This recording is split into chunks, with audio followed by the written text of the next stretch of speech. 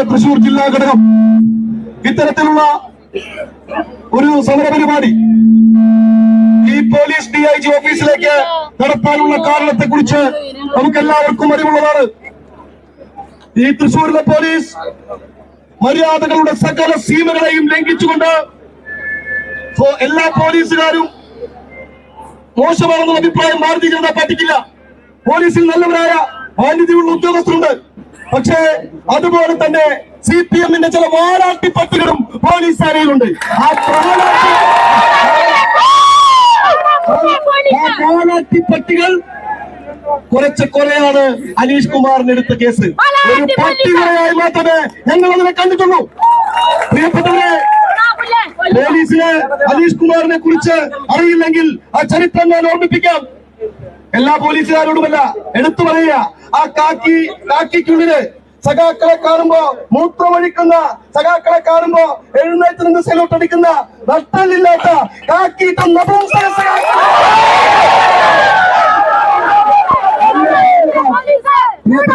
കാലിക്കറ്റ് സർവകലാശാലയിൽ ഇതേ കമ്മ്യൂണിസ്റ്റ് തെമ്മാടികൾ ഒരു കോളേജ് പോലും മറ്റൊരു രാഷ്ട്രീയ പാർട്ടിക്ക് പ്രവർത്തിക്കാൻ പോലും ഇടം കൊടുക്കാത്ത കാലത്ത് ആദ്യമായി ഒരു കോളേജ് യൂണിയൻ മുഴുവനായി പിടിച്ചടക്കി അതിന്റെ ചെയർമാൻ സ്ഥാനത്ത് എത്തിച്ച ആളാണ്.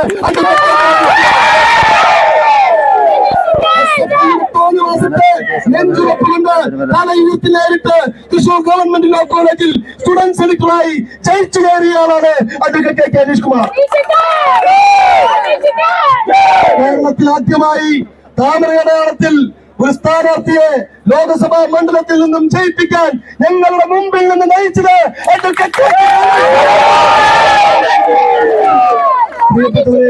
അങ്ങനെ ജനാധിപത്യപരമായ രീതിയിൽ എല്ലാ കാലത്തും കമ്മ്യൂണിസ്റ്റ് പാർട്ടിക്ക് തലവേദനയായി തീർന്നിട്ടുള്ള അഡ്വക്കേറ്റ് അനീഷ് കുമാറിനെ ഈ 107 വകുപ്പ് ചുമത്തി പേടിപ്പിച്ച് കളയാമെന്ന് ഏതെങ്കിലും പോലീസ് ഉദ്യോഗസ്ഥൻ കമ്മ്യൂണിസ്റ്റ് പാർട്ടിയുടെ പാർട്ടി ഓഫീസിൽ നിന്ന് ഉപ്പുമാവും ചായയും കഴിച്ച് അതിന്റെ നന്ദിക്ക് ഇത്തരത്തിൽ കേസെടുക്കുമ്പോ കരുതിയിട്ടുണ്ടെങ്കിൽ പൊന്നു പോലീസുകാരാ, ആയിട്ട് ഞങ്ങൾ പറയുന്നു, ഈ കൊള്ളുകൊണ്ട് തലച്ചുള്ള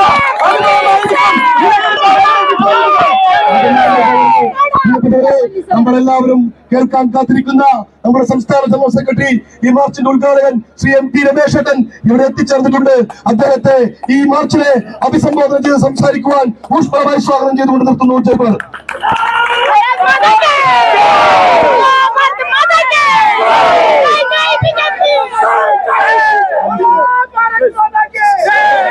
ബഹുമാനരായ നേതാക്കളെ, പ്രിയപ്പെട്ട സഹപ്രവർത്തകരെ, സഹോദരന്മാരെ, എല്ലാവർക്കും നമസ്കാരം. ഭാരതീയ ജനതാ പാർട്ടിയുടെ ജില്ലാ അധ്യക്ഷൻ ശ്രീ K. അനീഷ് കുമാറിനെതിരായി കള്ളക്കേസ് ചുമത്തി അദ്ദേഹത്തെ നിർവീര്യമാക്കാൻ വേണ്ടി നടത്തുന്ന ശ്രമത്തിനെതിരായിട്ടുള്ള ജനാധിപത്യപരമായിട്ടുള്ള പ്രതിഷേധത്തിന്റെ ഭാഗമായിട്ടാണ് പാർട്ടി ജില്ലാ ഘടകം ഇത്തരമൊരു മാർച്ച് സംഘടിപ്പിച്ചത് എന്നിവിടെ സൂചിപ്പിച്ചു. ഭാരതീയ ജനതാ പാർട്ടി ഈ രാജ്യത്ത് നിയമത്തിന് വിധേയമായി പ്രവർത്തിക്കുന്ന ഒരു പാർട്ടിയാണ്.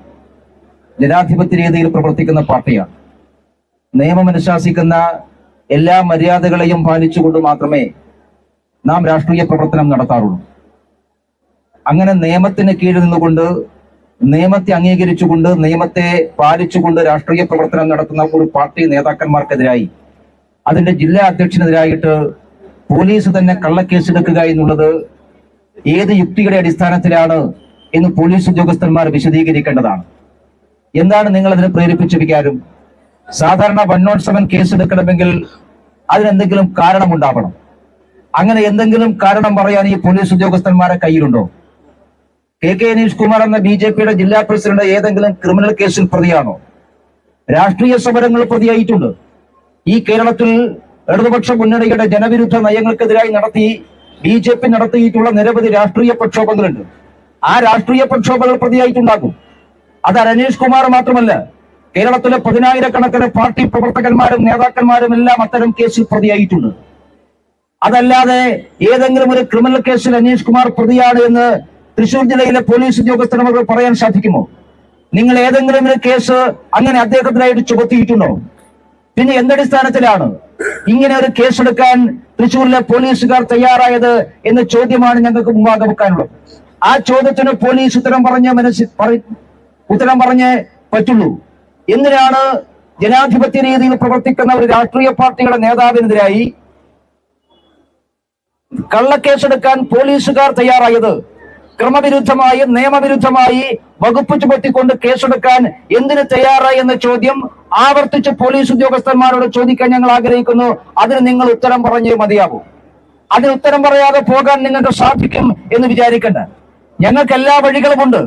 ഞങ്ങൾക്ക് രാഷ്ട്രീയമുണ്ട്, നിയമപരമായിട്ടുള്ള വഴികളുണ്ട്. നിയമപരമായിട്ടുള്ള വഴികളിലൂടെ നിങ്ങൾ ഉത്തരം പറയേണ്ടി വരും. നിയമപരമായിട്ടുള്ള വഴികളിൽ മാത്രമല്ല, രാഷ്ട്രീയമായിട്ടും CPM ഈ പോലീസും ഉത്തരം പറയേണ്ടി വരും. നിങ്ങൾ CPM-ന്റെ നിർബന്ധത്തിന് വഴങ്ങി ചെയ്തിട്ടുള്ളതാണോ? CPM-ന്റെ നേതാക്കന്മാരാണോ നിങ്ങളെ കൊണ്ട് ചെയ്യിച്ചിട്ടുള്ളത്? അങ്ങനെയാണെങ്കിൽ പോലീസ് ഉദ്യോഗസ്ഥന്മാർ പറയണം, CPM ആണ് ഞങ്ങളെ കൊണ്ട് ഇത് ചെയ്യിച്ചത്. ഇങ്ങനെ ഒരു കള്ളക്കേസെടുക്കാൻ KK അനീഷ് കുമാറിനെതിരായിട്ട് നിയമവിരുദ്ധമായി ഒരു വകുപ്പ് ചുമത്തി കള്ളക്കേസെടുക്കാൻ ഞങ്ങളെ പ്രേരിപ്പിച്ചത് CPM ആണ് എങ്കിൽ അത് പോലീസുകാർ തുറന്നു പറയണം. അങ്ങനെയാണെങ്കിൽ ഞങ്ങളും CPM തമ്മിലാണല്ലോ. അതെങ്ങനെ ചെയ്യണമെന്ന് ഞങ്ങൾക്ക് നന്നായിട്ട് അറിയാം. അതുകൊണ്ട് പോലീസുകാർ പറയേണ്ടത്, നിങ്ങൾ സ്വമേധയാ എടുത്താണെങ്കിൽ നിങ്ങളുമായിട്ട്, പോലീസുകാർ സ്വമേധയാണ് കേസെടുത്തെങ്കിൽ പോലീസുകാരുമായി മത്സരിക്കാൻ ഞങ്ങൾ തയ്യാറാണ്. അതല്ല CPM-ന്റെ നിർബന്ധത്തിന് വഴങ്ങിയിട്ടാണ് ഇങ്ങനെ കേസെടുത്തെങ്കിൽ അത് പോലീസ് പറയാൻ തയ്യാറാക്കണം. കാരണം CPM-ന് ഒരുപാട് വിരോധമുണ്ടെന്ന് ഞങ്ങൾക്കറിയാം. തൃശൂർ ജില്ലയിൽ BJP-യും NDA-യും വിജയിച്ചത്, സുരേഷ് ഗോപി ജയിച്ചത് CPM-ന് ഒരിക്കലും അംഗീകരിക്കാൻ സാധിക്കാത്ത കാര്യമാണ്. അത് ഞങ്ങൾക്ക് നന്നായിട്ടറിയാം. മാത്രമല്ല, ഇനിയുള്ള തെരഞ്ഞെടുപ്പുകളിലും ജയിക്കാൻ വേണ്ടി പോകുന്നത് ഭാരതീയ ജനതാ പാർട്ടി തന്നെയാണ് എന്ന് CPM-ന് നന്നായിട്ടറിയാം. അതുകൊണ്ട് നിങ്ങൾക്കതിൽ ബുദ്ധിമുട്ടുണ്ട് എന്ന് ഞങ്ങൾക്കറിയാം. ആ ബുദ്ധിമുട്ടുള്ളത് കൊണ്ട് BJP-യുടെ ജില്ലാ പ്രസിഡന്റായിട്ട് ഒരു കേസെടുത്താൽ, ഈ 107 എന്ന് പറയുന്ന കേസ് എന്ന് പറയുന്ന വലിയ ആന കേസൊന്നുമല്ല, ഞങ്ങൾക്കറിയാം. ഞങ്ങൾക്കതിന് പുല്ലുവില മാത്രമേ ഉള്ളൂ, അത് വേറെ കാര്യം. പക്ഷേ അങ്ങനെ ഒരു കേസെടുത്തിട്ട് ഈ ജില്ലയിലെ പാർട്ടി പ്രവർത്തനത്തെയും പ്രവർത്തകന്മാരെയും നിർവീര്യമാക്കാം, അങ്ങനെയാണ് നിങ്ങൾ CPM വിചാരിക്കുന്നെങ്കിൽ അത് നിങ്ങൾ വെറുതെ വിചാരിക്കുന്നതാണെന്ന് മാത്രമേ ഞാൻ അതിനെ കുറിച്ച് പറയുന്നുള്ളൂ. CPM-നെ സംബന്ധിച്ചിടത്തോളം കേരളത്തിൽ അവരുടെ ചരിത്രത്തിലെ ഏറ്റവും ദയനീയമായിട്ടുള്ള തോൽവി ഏറ്റുവാങ്ങിയിട്ടുള്ള ഒരു സമയമാണ്. തോൽവി ഏറ്റുവാങ്ങി എന്ന് മാത്രമല്ല, CPM-ന് നിൽക്കാൻ സാധിക്കാത്ത സാഹചര്യമുണ്ട്. നിങ്ങൾ KK അനീഷ് കുമാറിനായിട്ട് ഒരു വകുപ്പല്ലേ ചുമത്തിയിട്ടുള്ളൂ. കുറച്ചു ദിവസം കൂടി കഴിയട്ടെ, ഞങ്ങൾ പറഞ്ഞുതരാം. തൃശൂർ ജില്ലയിലെ CPM-ന്റെ നേതാക്കന്മാർ നിങ്ങളുടെ ജില്ലാ സെക്രട്ടറി അടക്കം കൽത്തുറുങ്കിലേക്ക് പോകുന്ന ദിവസം വരാനുള്ളതേയുള്ളൂ. KK അനീഷ് കുമാർ അപ്പോഴും ഈ തൃശൂർ റൗണ്ടിലൂടെ നല്ല സുഖമായിട്ട് നടക്കും. നിങ്ങളൊരു ചുക്കും ചുണ്ണാമ്പും അനീഷ് കുമാറിനായിട്ട് ചെയ്യാൻ വേണ്ടി പോകുന്നു. പക്ഷെ CPM-നോട് ഞാൻ പറയുന്നത്, നിങ്ങളുടെ സെക്രട്ടറി മാത്രമല്ല, നിങ്ങളുടെ ജില്ലാ സെക്രട്ടേറിയറ്റിന്റെ യോഗം കൂടാൻ തൃശൂർ ജയിലിൽ ഒരു മുറി ഇപ്പോഴേ ബുക്ക് ചെയ്യുന്നതാ. എല്ലാ നിങ്ങൾ ഉള്ളിൽ പോകുന്നത് കൊടി പിടിച്ചത് കൊണ്ടല്ല, നിങ്ങൾ ഉള്ളിൽ പോകുന്നത് സമരം ചെയ്തിട്ടല്ല. പാവപ്പെട്ടവന്റെ കഞ്ഞിയിൽ മണ്ണ് മാറിയിട്ട് അവന്റെ പണം അടിച്ചു മാറ്റിയതിനാണ് നിങ്ങൾ ജയിലിൽ പോകാൻ വേണ്ടി പോകുന്നത്. അതുകൊണ്ട് കരുവന്നൂർ കേസിൽ അനീഷ് കുമാറിന്റെ നേതൃത്വത്തിൽ നടന്നിട്ടുള്ള പ്രക്ഷോഭമാണ് CPM-നെ വേവലാതിപ്പെടുത്തിയെങ്കിൽ, വെറുപ്പിച്ചതെങ്കിൽ ഒരു കരുവന്നൂർ മാത്രമല്ല, ഈ ജില്ലയിലെ CPM-ന്റെ അവസാനത്തെ നേതാവിനെയും കൽത്തുറുങ്ങിലടക്കുന്നവരെയുള്ള വലിയ രാഷ്ട്രീയ പോരാട്ടത്തിന് ഭാരതീയ ജനതാ പാർട്ടി നമുക്ക് അങ്ങനെ കാണാം. ഞങ്ങൾ റോട്ടിലും നിങ്ങൾ ജയിലിലുമായിരിക്കും. അപ്പോ അതാണോ CPM-നെ വേവലാതിപ്പെടുന്നത്? തൃശൂർ ജില്ലയിൽ ഞങ്ങൾ ജയിച്ചതാണോ വേവലാതിപ്പെടുന്നത്? തൃശൂർ ജില്ലയിൽ ജയിച്ചതാണെങ്കിൽ ഒരു കാര്യം കൂടി ഞാൻ പറയാം നിങ്ങളോട്. KK അനീഷ് കുമാർ BJP-യുടെ ജില്ലാ പ്രസിഡന്റായി ഇവിടെ തന്നെ ഉണ്ടാകും. അദ്ദേഹത്തിന്റെ നേതൃത്വത്തിൽ തൃശൂർ കോർപ്പറേഷനും നമ്മൾ പിടിക്കും. ഈ തൃശൂരിലെ 13 അസംബ്ലി മണ്ഡലങ്ങൾ പിടിക്കും. അതിലൊന്നും നിങ്ങൾക്കൊരു സംശയം വേണ്ട. പക്ഷേ ഇതൊരു മര്യാദയില്ലാത്ത ഏർപ്പാടാണ്. അങ്ങനെയാണെങ്കിൽ CPM നേതാക്കന്മാർക്കെതിരായിട്ട് എന്തൊക്കെ കേസെടുക്കണം ഈ പോലീസ്? ഞങ്ങൾക്കെതിരായിട്ട് കള്ളക്കേസല്ലേ ചുമത്തിയത്? കഴിഞ്ഞ കുറെ ദിവസങ്ങളായിട്ട് കേരളത്തിലെ CPM-ന്റെയും SFI-യുടെയും നേതാക്കന്മാർ കേരളത്തിൽ കാട്ടിക്കൂടുന്ന തോന്നിവാസങ്ങൾ നാം എല്ലാവരും കണ്ടതല്ലേ?